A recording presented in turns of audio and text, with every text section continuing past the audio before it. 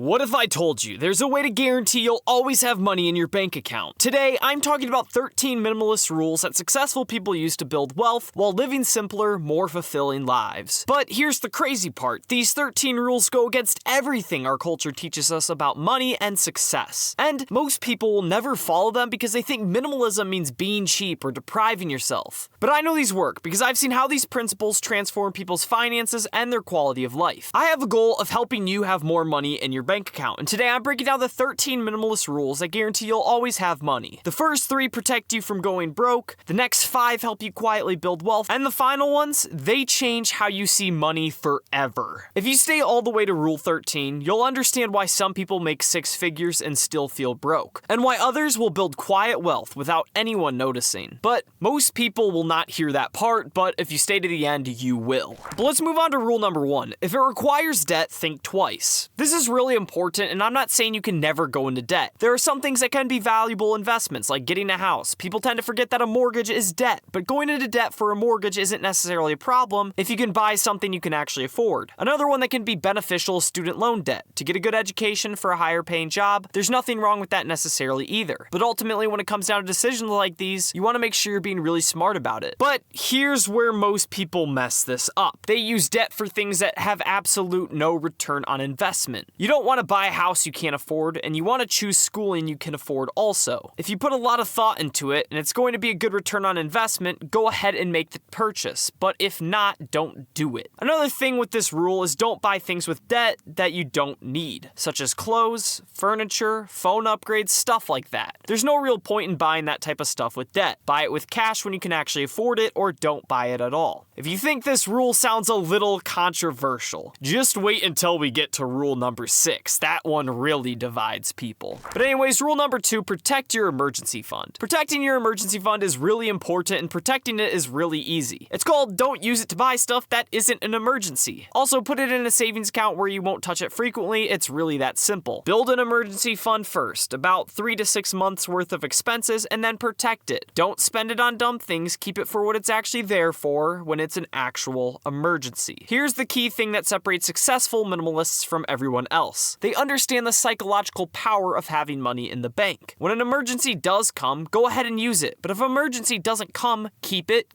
and keep it. You're never going to have to replenish it unless you use it. That's a pretty simple concept, but it makes the minimalist life so much better because you have security and peace of mind. Rule number 3, live on less than you make always. This is literally the core of minimalism. Living on less than you make and not spending money you don't need to. This allows you to have money to spend on things that you actually want that might be a little bit more expensive, but things that once again you actually want. It results in you not buying a bunch of clutter, which is just really smart. The whole point of minimalism is to make life simpler and less expensive while making it more fulfilling and focusing on things outside of money. But living below your means isn't about deprivation. It's about being intentional, and that's where most people get it wrong. Not buying a bunch of stuff that you don't need results in having a lot of money left over. It's a pretty simple concept, but it's one of the best results of being a minimalist and always having that extra money. Just don't buy a bunch of clutter that you don't need. But have you noticed something? Every rule so far protects your cash flow. We haven't even started talking about growing it yet. And the next one is where a lot of people can quietly lose decades of wealth. Rule number 4 is keeping housing modest. Keeping housing modest shows itself in 2 ways. Number 1 is the size of your house you buy. If you live with just you and your spouse, you do not need a massive house. If you live with 2 kids, you do not need a massive house either. You maybe need a bedroom for every kid and one for your spouse and yourself, and that's pretty much it. Just be smart with the size of your house you buy. Buy a house that fits your actual needs, not an inflated ego you might have. But again, here's the second part that most people completely overlook, and it's where they blow their housing budget even more than buying a modest home. The second part is decorations and furniture in your house. You don't need the over-the-top expensive furniture. People finance furniture and go into debt for furniture, and that's just really not smart because it's a depreciating asset. You're not going to be making money off of that investment. It's not an investment in general, to be fair. It's just buying something you want. A minimalist rule is, of course, not going overboard on these items, thus resulting you in having more money left over to spend on the things you actually want. And if you think housing is where most people overspend, wait until you hear the next rule. This is where people quietly sabotage their future without even realizing it. Rule 5, avoid lifestyle debt. Lifestyle debt includes vacations, furnitures, and weddings. We talked about most of this earlier, but let's go a step further. So many people go into debt for weddings and vacations, and minimalists understand that no matter how much money they spend on something, it's not going to make it that much better. It It's just going to make it that much more expensive. When you have a wedding or you're going on vacation, don't plan it to be expensive. Sure, if you spend more money, you can do more things, of course. But you can also do a lot of things that are cheaper but more meaningful. Here's what minimalists understand that most people don't. The best experiences often cost the least money. The minimalist rule here, to save more money, is to do these simpler but better things, and in return, you'll have more money to spend on the things you actually want to. The memories you make aren't determined by how much you spend, they're determined by who you're with and what you experience together. Which brings us to rule number 6, buy used cars. Another rule minimalists live by is buying used cars. I'm not saying you can never buy a new car, especially if you have the money to, but inherently, new cars are so much more expensive, and there are two main things that get people trapped. Number 1 is debt, a car payment. Number 2 is the depreciation hit of buying a new car. When you buy a new car off the lot, you're going to be spending so much extra money on depreciation, it's insane. The second you buy a new car off a lot, you're probably losing half the money you spent on it. But here's where it gets even worse for people who can't afford new cars in the first place. Buying used helps eliminate the depreciation hit. Another thing that usually happens is broke people who can't afford new cars tend to take them out on loans. And then you're paying extra on the interest rate, which is just terrible as well. Again, smart minimalists understand that the real value is a good quality used car. One you don't have to replace for a while that might be a little bit more expensive up front, but it's going to be nowhere near the price of a new car, and you're not going to have to go into debt for it. It's a really smart decision that results in always having money. If you made it this far, you're already thinking differently than most people. Most viewers won't even make it to this point, let alone to even rule 10 and then rule 13. And again, that one changes how you buy everything for the rest of your life. But let's move on to rule number 7, check your expenses twice a year. The next step is checking your expenses twice a year. This is a very underrated idea, but often sometimes we spend so much money, whether it's on subscriptions or just not having a good grasp of what we're actually buying at grocery stores. Just checking your expenses. It doesn't have to be religiously. Twice a year is more than fine. And just checking in and being like, hey, do I really need to spend $500 on groceries a week? Do I really need to be spending $2 a day at the vending machine every single day? Here's what happens when you actually look at your spending patterns. You'll be shocked at where your money is really going. Because over 6 months, those purchases will add up. And if you can reduce those costs and keep more money for yourself, it's just another habit that more successful minimalists always live by. You don't need to track every penny, but a twice-a-year review keeps you aware and attentional. Which brings us to rule number 8, the 72-hour rule. The 72-hour rule is absolutely crucial. This is how you're going to save so much money. Oftentimes we just buy things because we want to buy things or think we need to buy things, and it results in us spending money we don't need to spend and going into debt that we don't need to go into. The 72-hour rule is simple. Wait 72 hours before you purchase something. That'll let you make it non-emotional, and it'll be completely strategic and a logical decision. Here's the psychology behind why this works so well. Most of our purchases are emotional, not logical. If you still are heavily thinking about it after 72 hours, go ahead and purchase it. But oftentimes what happens is we realize we don't even need it. Honestly, we sometimes don't even think about it again, which results in us being able to save more money for things that actually matter. This one rule alone could save you thousands of dollars per year by eliminating impulse purchases. But if you think waiting 72 hours is powerful, the next few rules go even deeper. They'll completely change how you see spending, identity, and even happiness itself. Rule 9, buy for utility, not identity. This is a very, very huge pain point. Oftentimes people buy stuff to look cool to other people, and this is the exact opposite of what a minimalist should do. Minimalism is all about buying things for utility, buying things because they're useful, buying things because we actually need them, buying things because they're things we actually want. You'll save so much money. Not having to spend money to please people is one of the biggest freedoms you can give yourself, and it's something that all minimalists do well. Here's the trap that keeps most people broke. They let other people's opinions control their spending. You will never be a true minimalist if you care what people think, because inherently what's going to happen is people's thoughts are going to control what you spend your money on, and that is a very, very dangerous game. What we want to do instead is make sure we have control over our money. We have control over what we want to spend. We have control over our thoughts and where our money goes. Just by doing that, you're going to have so much more money in your bank account. Rule 10 is own fewer but better. This is literally minimalism defined. Minimalism is about being minimal, but I think oftentimes people think minimalists are just extreme cheapskates who never spend money. They're people who value things outside of money. They're also people who value higher quality over higher quantity. You're going to have to buy clothes, but do you want to buy 500 different shirts and only wear 5 of them because they're the only ones that look good? Or do you want to own 7 shirts but love every single one of them with a passion because they're nice, high quality, and fit your personality well? Again, here's the simple math that will change how you think about buying things. Quality items cost less per use over time. That's the decision we want to go with to eliminate clutter, lower costs, and make us happier people. Investing in higher quality is always going to to be better, and this goes for cars, electronics, clothing, even food. Buying things that actually matter is what's most important, and those things tend to be higher quality. Bringing us to rule number 11, stay off social media. This seems like a really weird rule to be on a minimalist list about money, but our brains are impacted by what we intake. If you watch a bunch of minimalism videos like this one you're watching right now, you're inherently going to become more minimalist. That being said, if you're really enjoying this type of content, go ahead and hit the subscribe button because I'm on a mission to help you save money and put more money in your pocket. But again, here's what most people don't realize. Social media is designed to make you spend money you don't have to on things you don't need. We want to be sure we're not being impacted by materialistic influences. We want to make sure our circle is tight, and that's good teaching principles and good values that will make us successful. Staying off the materialistic side of social media will help us do that. Being a successful minimalist means consuming minimalist content, which is usually going to be much better for us and our bank accounts. Bringing us to rule 12, keep a simple life. This is just a really simple concept, but it's a really good one. Living more simply is going to make us happier, feel better, do better, and make more money. Celebrating with friends and family is always going to be better than spending tens of thousands of dollars to make us feel better as a reward. Minimalists understand that true value doesn't come from what money can buy us, but understanding what money is, and that's a resource. We want to use it to the best of our abilities and just keep life simple. Here's the paradox that most people miss. The simpler your life, the richer you become both financially and emotionally. Simple pleasures, simple relationships, simple goals. These things cost less money, but provide more satisfaction than complex, expensive alternatives. When you keep life simple, you naturally spend less while enjoying more. And here's rule 13. Money isn't everything. Money isn't everything. It sounds really weird to say in a finance video, but it really is the truth, and it's the biggest rule that minimalists understand. They understand that the things they can buy will not make them happy. They understand that the more money they have isn't going to result in more happiness. So why chase more money if it's going to result in not as much happiness? Understanding this principle that money isn't everything is going to dictate your relationships, your life, how you love the people around you, the things you choose to do for work. It literally impacts everything. It impacts your health as well. Understanding that this money idol is not going to make us happy is a really big step in becoming a true, successful minimalist. And ultimately, leaving more money in your pocket as well. Here's a little bit of irony. The moment you stop obsessing over money, you finally start keeping more of it. It's kind of crazy. And now that you know the 13 minimalist rules that guarantee you'll have more money, there's a flip side to this. Specific things that minimalists completely avoid buying, and some of these purchases might surprise you because they seem normal or even smart to most people. So check out this video where I reveal the 13 things minimalists never buy, because knowing what to avoid spending on is just as important as following these rules.